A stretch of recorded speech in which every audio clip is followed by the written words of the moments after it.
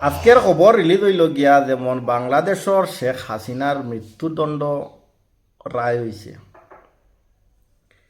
মৃত্যুদণ্ড রায় হইছে কোর্টে, এটা তোমার রায় দিছে।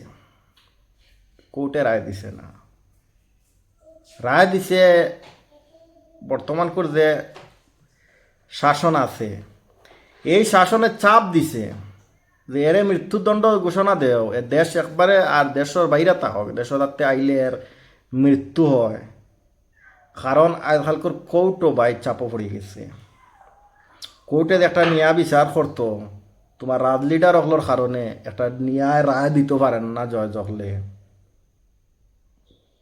আন বক্ত হলো কইয়ার, আন বক্ত কইয়ার তোমার বিএমপির সামসা হল, ইউনুস ফাডার সামসা হল, তোমরা ও যে একটা করছো, এটা একটা শিক্ষা দিতেছ।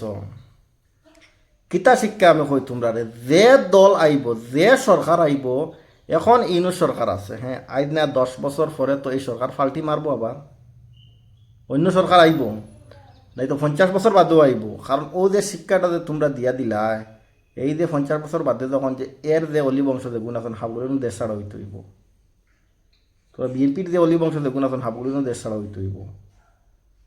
হ্যাঁ, বলছে কই নানি মূর্খ আগল ফাগল ফাগল ছাগল হাবুলির না যে যেন মনে করেন যে সাংগতিটা সিটা তুলিয়া বয় দেও। আগবাজও চিন্তা করেন না, নিজ বর্তমান চিন্তা করিয়া তোমার যে তা মনে হয় ওটা ঘোষণা দিলাইলা, যে তা মনে হয় ওটা করি লিলা। আগে যে কিতা হইব ওইটা চিন্তা করিয়া তো একটা কোনো একটা ফায়সালা নিতে হয়। হ্যাঁ, এ কিতা করছে, এ কি অপরাধ, তো অপরাধ করছে। হ্যাঁ, এ যখন তখন দেশের উন্নত করছে, দেশ যে ইন্ডাস্ট্রিয়াল বানাইছে, দেশের আয় উন্নতি বাড়াইছে, ওইটাও বর্তমান করে যে ফাটা আছে, আমি তো এটা ফাটা রাখি, এই ফাটা আরে দিয়া তোমরা 20 বছর চালাইয়া দেখো।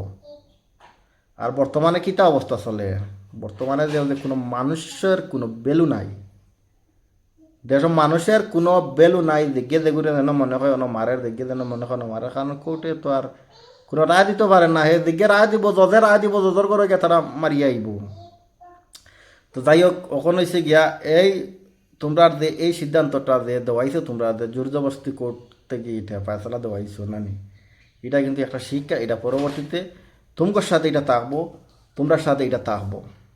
আমি বিএমপি বাদে এই তোমার ইউনুস ফাটার দল হলর হইয়ার, এটা তোমরা সাথে থাকবো। আজ যারা হেরারে দৌড়াই দৌড়াই ফিটিতে মাড্ডা ইয়ে করডায় নানি, হেরা যখন শাসন আসিল তোমরা তো দেশ পালাতো আসিলে না।